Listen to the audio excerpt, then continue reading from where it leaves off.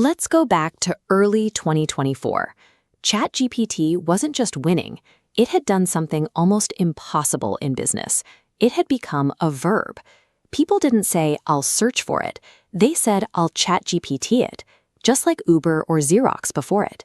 This chart shows exactly what that dominance looked like. Looking at the chatbot traffic breakdown, OpenAI commanded 86.7% of the market. That is a functional monopoly. Meanwhile, Google was scrambling. They rushed out a product called Bard, and it was a public disaster. It suffered from severe hallucinations, making up facts and failing basic logic. The company that literally invented the transformer architecture, the foundation that makes all modern AI work, had managed to lose its own game. In a decision that will be studied in business schools for decades, OpenAI signed a sprawling defense contract with the Pentagon. They signed sprawling defense contracts, integrating their AI systems into United States military infrastructure. And the users? They started a movement. They called it QuitGPT. Not a hashtag, not a meme, an exodus.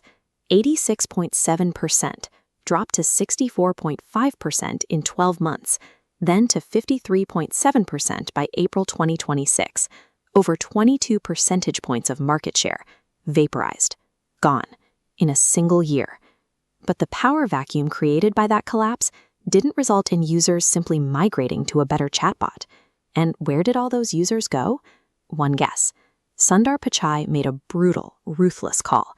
He took Google Brain and DeepMind, two separate, competing, overlapping research empires inside the same company, and he smashed them together.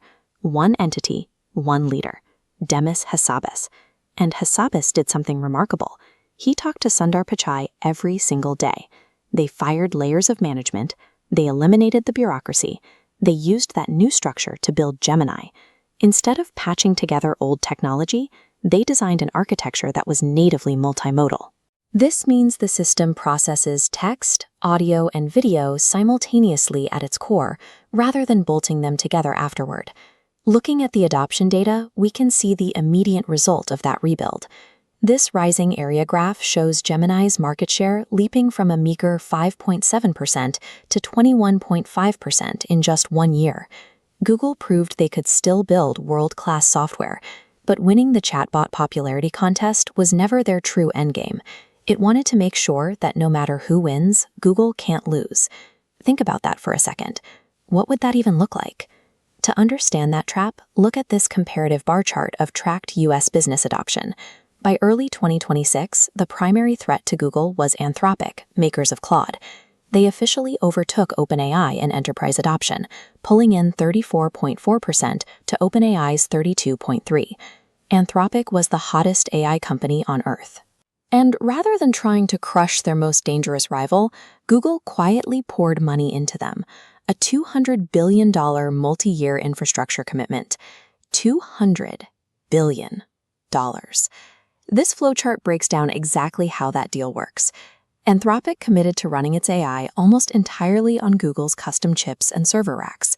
Every user query, every enterprise API call, and every piece of developer code generated by Claude is processed inside Google Cloud. Anthropic committed to run its AI, Claude, almost entirely on Google's custom chips. If Gemini wins the consumer race, Google wins directly. But if Claude wins, Google still collects the toll for every single computation. But wait, how does Google afford to be this dominant? Why can't Microsoft just match them dollar for dollar? It comes down to who builds the physical hardware. Almost every AI company in the world is paying what insiders call the NVIDIA tax. NVIDIA GPUs are extraordinary. They're also extraordinarily expensive. We're talking 70 to 80% markup. Google, however, builds its own custom chips called tensor processing units entirely in-house. This visualization shows the stark energy difference. NVIDIA's Blackwell chip draws 1.4 kilowatts. Google's TPU v7 draws only 0.85. And looking at server scaling, the gap widens.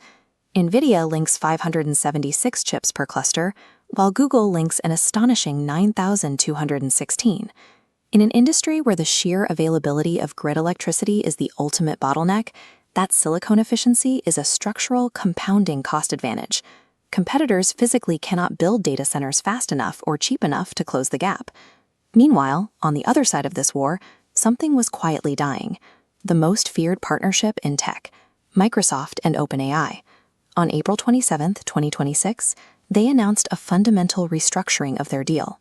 Microsoft lost its exclusive rights to host OpenAI on Azure servers, and that AGI clause, the one that said if OpenAI ever achieves artificial general intelligence, Microsoft's rights instantly dissolve, gone.